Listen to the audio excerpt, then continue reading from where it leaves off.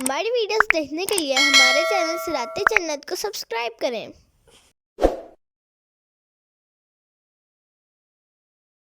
اعوذ باللہ من الشیطان الرجیم، بسم اللہ الرحمن الرحیم۔ اللہ کے نام سے شروع جو نہایت مہربان رحمت والا ہے۔ سبح للہ ما فی السماوات وما فی الارض وهو العزیز الحکیم۔ اللہ کی پاکی بیان کی ہر اس چیز نے جو آسمانوں میں اور جو زمین میں ہے، اور وہی بہت عزت والا بڑا حکمت والا ہے۔ یا ایہا الذین آمنوا لم تقولون ما لا تفعلون، اے ایمان والوں وہ بات کیوں کہتے ہو جو کرتے نہیں۔ کبر مقتا عند اللہ ان تقولوا ما لا تفعلون، اللہ کے نزدیک یہ بڑی سخت ناپسندیدہ بات ہے کہ تم وہ کہو جو نہ کرو۔ تفسیر صراط الجنان۔ سبح للہ ما فی السماوات وما فی الارض، اللہ کی پاکی بیان کی ہر اس چیز نے جو آسمانوں میں اور جو زمین میں ہے۔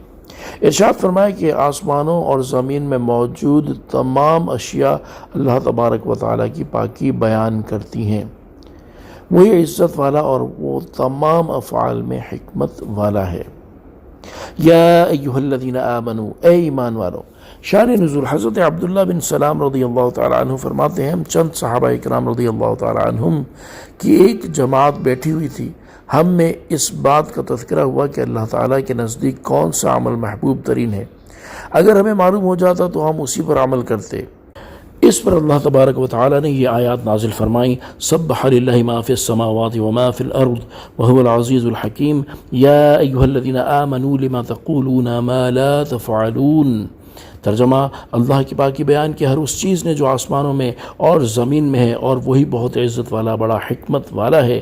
اے ایمان والوں وہ بات کیوں کہتے ہو جو کرتے نہیں۔ حضرت عبداللہ بن سلام رضی اللہ تعالیٰ عنہ فرماتے ہیں، نبی کریم صلی اللہ تعالیٰ علیہ وآلہ وسلم نے ہمارے سامنے یہ آیتیں تلاوت فرمائیں۔ یاد رہے کہ اس آیت کے شان نزول میں اور بھی کئی اقوال ہیں۔ ان میں سے ایک یہ ہے کہ یہ آیت ان منافقین کے بارے میں نازل ہوئی جو مسلمانوں سے مدد کرنے کا جھوٹا وعدہ کرتے تھے۔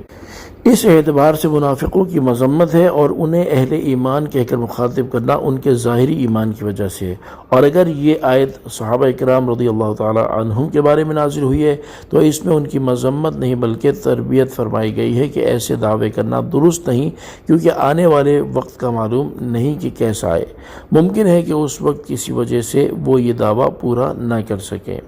اس آیت سے معلوم ہوا کہ قول اور فعل میں تضاد نہیں ہونا چاہیے، بلکہ اپنے قول کے مطابق عمل بھی کرنا چاہیے۔ یاد رہے کہ اس تضاد کی بہت سی صورتیں ہیں، جیسے لوگوں کو اچھی باتیں بتانا لیکن خود ان پر عمل نہ کرنا، یا کسی سے وعدہ کرنا اور اس وقت یہ خیال کرنا کہ میں کام کروں گا ہی نہیں، صرف زبانی وعدہ کر لیتا ہوں۔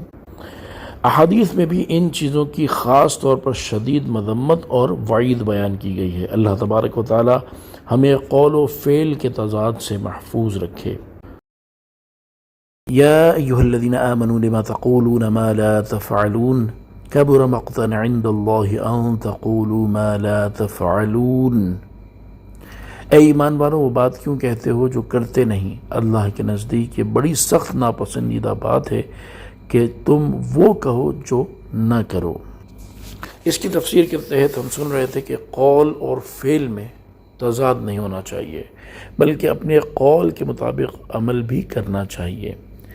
اور اس تضاد کی بہت سی صورتیں ہیں، جیسے لوگوں کو اچھی باتیں بتانا لیکن خود ان پر عمل نہ کرنا، یا کسی سے وعدہ کرنا اور اس وقت یہ خیال کرنا کہ میں یہ کام کروں گا ہی نہیں، صرف زبانی وعدہ کر لیتا ہوں وغیرہ، یعنی ایک بات کہہ دیتا ہوں لیکن پوری نہیں کروں گا۔ احادیث میں ان چیزوں کی خاص طور پر شدید مذمت اور وعید بیان کی گئی ہے۔ چنانچہ جو لوگوں کو نیکی کی دعوت دیتے ہیں اور خود برائیوں میں مبتلا رہتے ہیں، ان کے بارے میں حضرت اسامہ رضی اللہ تعالیٰ عنہ سے روایت ہے، رسول اللہ صلی اللہ تعالیٰ علیہ وآلہ وسلم نے ارشاد فرمایا، قیامت کے دن ایک شخص کو لایا جائے گا، پھر اسے دوزخ میں ڈال دیا جائے گا، اس کی انتڑیاں دوزخ میں بکھر جائیں گی، اور وہ اس طرح گردش کر رہا ہوگا جس طرح چکی کے گرد گدھا گردش کرتا ہے۔ جہنمی اس کے گرد جمع ہو کر اس سے کہیں گے، اے فلاں کیا بات ہے، تم تو ہم کو نیکی کی دعوت دیتے تھے اور برائی سے منع کرتے تھے۔ وہ کہے گا میں تم کو نیکی کی دعوت دیتا تھا لیکن خود نیک کام نہیں کرتا تھا، اور میں تم کو تو برائی سے روکتا تھا مگر خود برے کام کرتا تھا۔ حضرت انس بن مالک رضی اللہ تعالیٰ عنہ سے روایت ہے، تاجدار رسالت صلی اللہ تعالیٰ علیہ وآلہ وسلم نے ارشاد فرمایا، شب معراج میرا گزر ایسے لوگوں کے پاس سے ہوا جن کے ہونٹ آگ کی قینچیوں سے کاٹے جا رہے تھے۔ میں نے پوچھا، اے جبریل علیہ السلام، یہ کون لوگ ہیں؟ انہوں نے عرض کی، یہ آپ کی امت کے وہ وعظ کرنے والے ہیں جو وہ باتیں کہتے تھے جن پر خود عمل نہیں کرتے تھے۔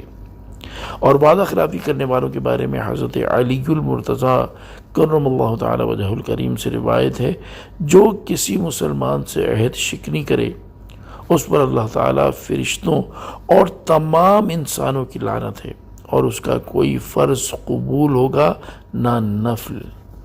یوں ہی آیت کا یہ مطلب بھی ہو سکتا ہے کہ جو کام تم کرتے نہیں ہو اس کے دعوے نہیں کرو۔ جیسے ایک آدمی غریبوں کی مدد نہیں کرتا لیکن دعویٰ ہی کرتا ہے کہ وہ غریبوں کی بہت مدد کرتا ہے، تو یہ محض جھوٹا دعویٰ ہے اور کچھ بھی نہیں۔